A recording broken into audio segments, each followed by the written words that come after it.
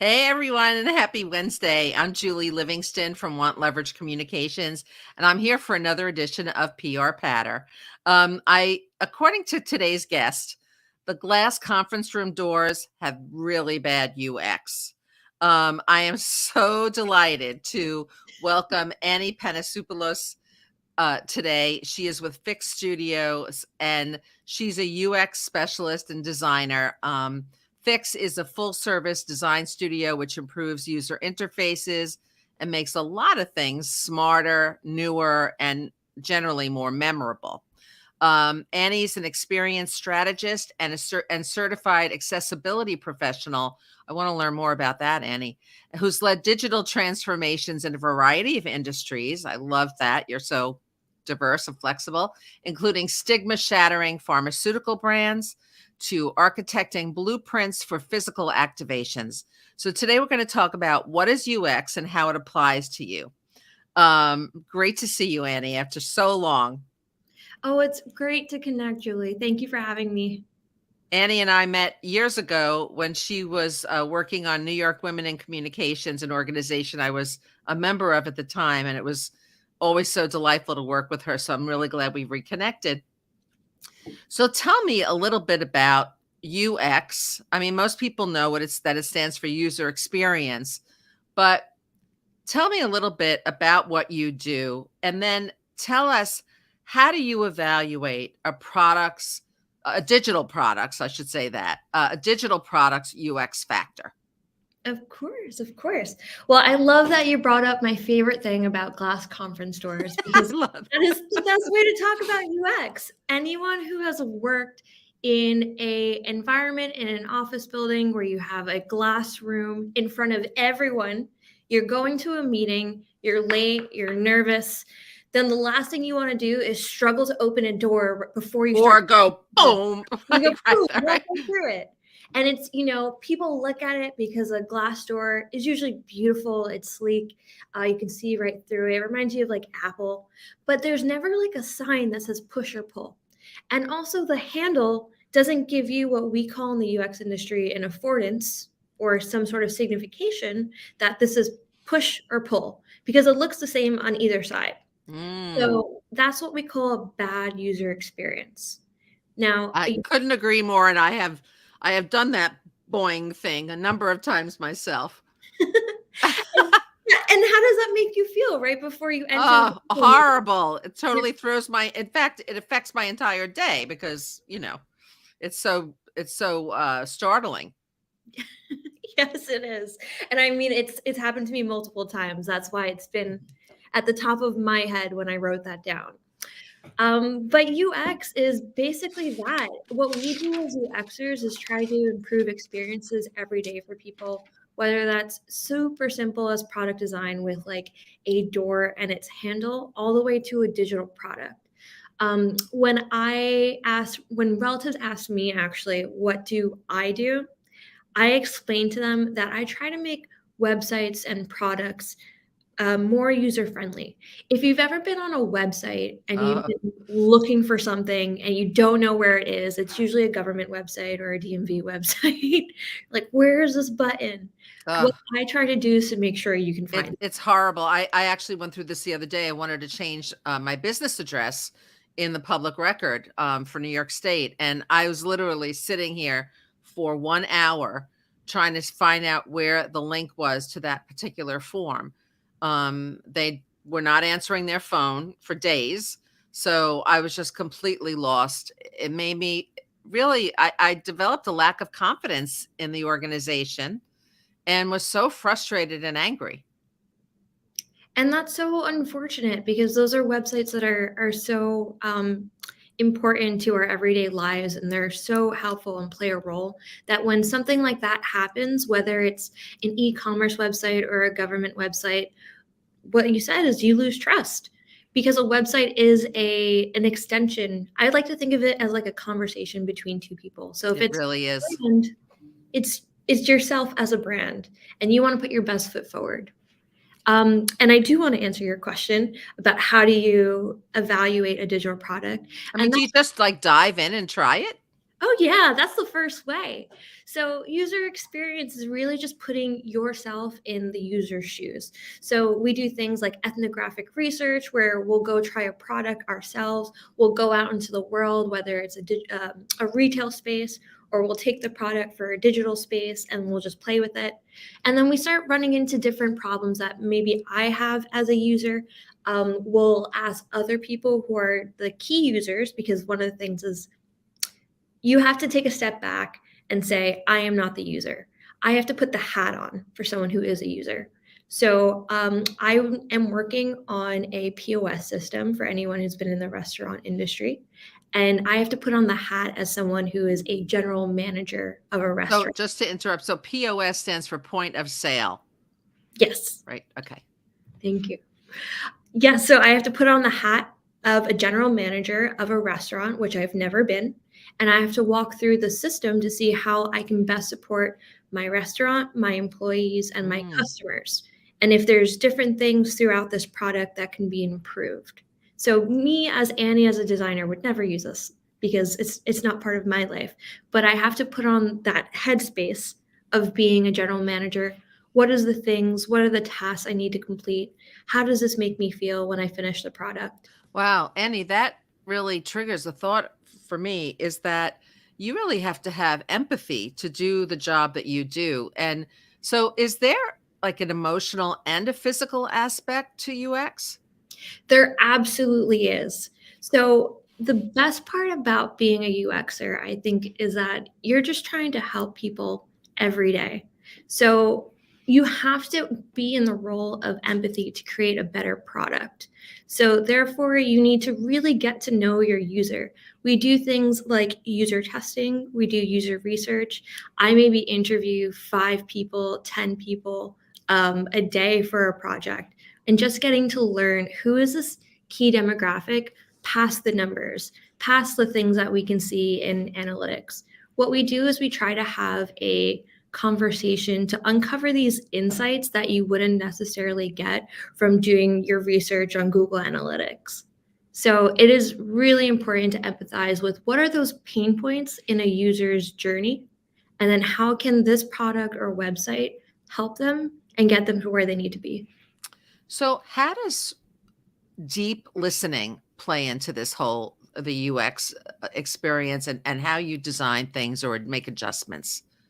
Yes, deep listening, active listening is really important for us. What we do is we take all of the insights that we gather, we create personas. So we grab different insights from different key demographic groups. Sometimes you have your primary, you have your secondary, your tertiary audience, which is very similar to what a lot of strategists do in different agencies today.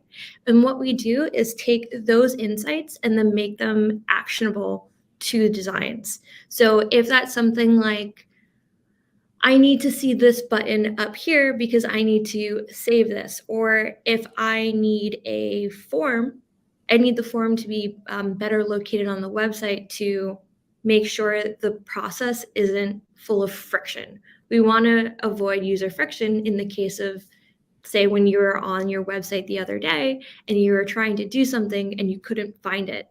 That's an emotional thing to you because you have to get this done. There is a reason you're on this website. So bringing it to the top of the website makes it accessible and makes a happier, easier journey for everyone. I like that phrase, user friction. So is that kind of when there's a bump in the road, kind of a bump in the experience? Exactly.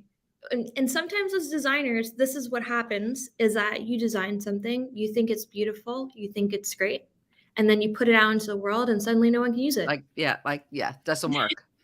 So that's why we have something like prototyping and user testing, which are some tools that we have at the ready to create a website mockup. So sometimes people look at the prototypes that we make and say, oh, just send that in the world. We can't, we need developers. It's just a quick way for us to make a website or an app through smoke and mirrors. And then we send that out for user testing. We test it from 5 to 100 people and we get to Oh, learn. wow. Yeah, it's great because there's two sets of it. There's qual and quant. So quant being, can you do this task? Qual being, did you like this task? Was it easy? Were Right. you How did it make you feel or how, during the whole thing? Yes. And that's a great way to also pair with UXers and agencies. I find a lot of the time when UXers are brought into different agencies, people don't really know how to partner with them. They kind of see them as this like web designers or app designers in this corner. But we can do a lot more than that. I was fortunate enough when I was at McCann, we started expanding our UX practice where we got to pair with different teams where they were building holistic campaigns.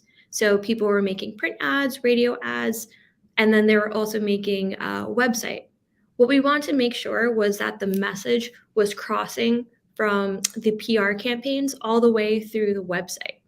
So we did user testing. We were able to also perform qual reviews with the user testing and copy.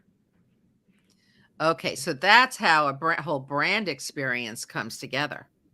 Yes, it's making the holistic campaign shine through from point A to point B. Point A being maybe a radio ad that you listened, and the last point being the website, getting your user there. So things change all the time. I mean, I have led web development initiatives for organizations, and over time, people change the website. They, if it's, certainly if it's an easily updatable interface, people will go into the WordPress site or Squarespace, and they'll start making changes, and that actually alters the user experience over time. So how do you stay on top of it? The best way to stay on top of it is to ensure that the message always stays the same. So, as a brand, you have probably one mission statement, right? You have one ethos, and you want to make sure that ethos shines through no matter what. So, you will have campaign photos that come out of your campaign. You will have campaign messaging. But the website is really where your brand is. It's who you are. Your brand won't change. Your campaign might. So what we try to suggest is that when you are making a website is to really get to the core of who you are. You put that on your about page. You put that maybe a little lower on the homepage. And at the home, you can have your campaign messaging. So that way it shines through from each touch point. But once you leave that campaign messaging, it goes down to who you are. Who is this brand? Who is it not make sure it's not changing. So that way you don't have to reskin the website every single time. That's something I've seen in my career where a whole website will get a facelift depending on the campaign. But that's because you're changing your makeup on your brand. You're not supposed to be changing who you are as a brand. Right, interesting. And so do clients ever push back against what the feedback is? Because I have experienced this myself, where a client might say, "Well, we like it this way," but the actual users of it, it's not so smooth for them. We definitely have experienced that because clients, as wonderful as they are really passionate about their product. And they They can have tunnel vision. Exactly. You took the words right out of my mouth. Because that's the thing, unfortunately, sometimes you put yourself into the seat of being the user. And sometimes you just need to step back and make sure that whatever you're doing is user centric. So you are not the user. I am not the user. You need to talk to your audience. So that is performing user testing, being empathetic, making sure that these things resonate and work with your audience. So that is something that we, times have to remind clients, but that is, it's a first hurdle. And then they usually get it down the line. That's great. I mean, I think it's that listening part that we talked about. It's not only listening, but it's actually processing the feedback and then responding to it. Absolutely. Absolutely. And I think that's one of the things in user centric design that's so wonderful because you're not just going out there and making things in a bubble. There's a layer of psychology, there's a layer of research that applies to your design. So, personal story is that I studied visual arts. I remember being in a classroom and someone was asking me, why did I choose red over blue with my painting? And I thought to myself, I could BS this, but I really don't. It didn't matter to me. That wasn't something I wanted to do. That's not where my life wanted to be. There's so much, gray area. And the really wonderful thing that I like about UX is some things really are black and white with design. It's either people like it, people get it, or they don't. And what I get to do is I get to make the blueprints of websites. So I'm a UX designer, but there's UI designers out there. So those are usually my partners, where I like to think of them as like art directors and copywriters, how they're paired together in most agencies. So I get to build the blueprints of a website or an app, which usually comes down to, do people understand this? Do people feel great about this? Do they feel confident in the content and the experience of this product or website? And it's usually a yes or no. And that makes me feel great when I finish the product. That's so good. So you must have a list of questions that you're always harking back to, so like sort of a checklist. Absolutely. One of my favorite ones that I like to ask if we're talking about emotional empathy is when I talk to clients, the first question I ask is, how do you want people to feel when you're on our website? If Mm. I walk away, who do you want people to think who you are? So I like to ask brands, if your brand was a person, who would it be? And then I try to see if that aligns with the user's expectations. If someone thinks that they're a George Clooney, but then someone else responds that, they're probably more of like an Adam Sandler, like the That's a great comparison. yeah, which is, they're both wonderful people, but it's just a very different essence. I mean, I think you make it very real for them when you position it that way, for sure. Talk a little bit about how you work with communications planning and, holistic campaigns. Yes, I love working with comms planning. So I do user research, as everyone else does. We do user journeys of trying to understand what is it like for a user in their day-to-day life. So right. Okay.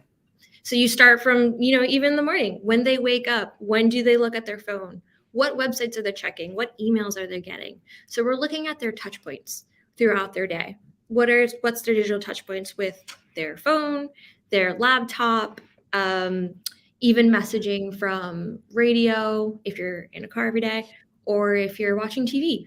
And that could be from streamers, that could be from cable. So we see those areas of opportunity. And then what we try to do is understand if the brand messaging is being consistent throughout the journey of the day. Because what can happen is that maybe one ad for a brand says something, and that same brand says something else on the website. And you don't want that friction. Aha. Right. And that's probably a common disconnect, I would imagine. It is. It's unfortunate sometimes because I think brands still, but it is changing, see these different pieces of media as separate entities. And what you want to think of them as holistic brands. So I like to think of, PR as crafting this large message, this broad message to make sure it's hitting every single touch point. But in UX, we want to make sure that message resonates with the individual. So if I'm on a website, is that message coming across? Is that individual understanding this information the way that it's presented? Right. So you want all of that to reinforce what the brand stands for, as opposed to setting different kinds of messages. What do they say? There's that old adage that you need that people. It takes like 7 times to see a brand message for it to resonate. Well, it's kind of a similar thing, right? You want it to always be the kind of the same in a way. Absolutely. Especially when you're on a website too, that when you're scrolling, when you're going through it, that you create an actual narrative. You don't just throw different messagings across the page, is that you have what we call a page narrative from the start to finish. Do you get the message and are you going where you need to go? That's great. And so what's new in your world? Like what have you been experimenting with? What's coming down the pike in the UX world? Yes. So there is a lot of fun things, but I do want to take the time to talk about accessibility. Ooh. So accessibility, unfortunately, people are using it as a trend right now, but I also like to think that it's something that's going to stick. It's I not hope so. Yeah. So I did get a certification in accessibility because I think that's just one of the most important things where understanding what accessibility is and what we can do to improve it. So having larger fonts on a website just makes sure that more people can see it. And I'm not talking about these giant full things, but sometimes Yeah. it has this little minuscule text and you have to Yeah. turn on your accessibility button. The other thing is color contrast, is understanding, 1 in 4 people are visually impaired. And when you say visually impaired, people think, oh, wait, is someone blind? No, glasses. I cannot see without my glasses. That's called visually Yeah. impaired. So these are things that a lot of UXers are really taking to heart. And more people are looking for certifications, making sure they're using color contrasting tools, making sure with developers that the text in the back is accessible for all screen readers and motion devices. I love that. And does it also have to do with the way images or language kind of flows across the page? Absolutely. Yeah. So we want to make sure there's a trend called parallaxing, which people are starting to move away from, because parallaxing is when if you've ever seen like a image behind a text move while you scroll, that makes people sometimes dizzy, especially if you have something called a Yeah. vestibular disorder, which I actually have, where you want to make sure that graphics, they can be fun, but you have to have like a pause button or some way to control graphics when they're not, flashing really hard, moving really fast, because you want to make sure at the end of the day people can use your website. And the more people who can use your website, the larger the audience it reaches. Very cool. So many good things to think about. Annie, this went by so quickly. Thank you so much for being here today. How should people get in touch with you? Yes, you can reach me at our Instagram. So that's fix.studio. So FIXDOTSTUDIO. Or you can also reach me at annie.pan@fix.studio if you have any questions about accessibility, want to chat about UX over some coffee, or have any questions about your brand. Oh, you're just delightful. I'm really glad we reconnected. And everyone, join me again next time for another installment of PR Patter. Thank you, Julie.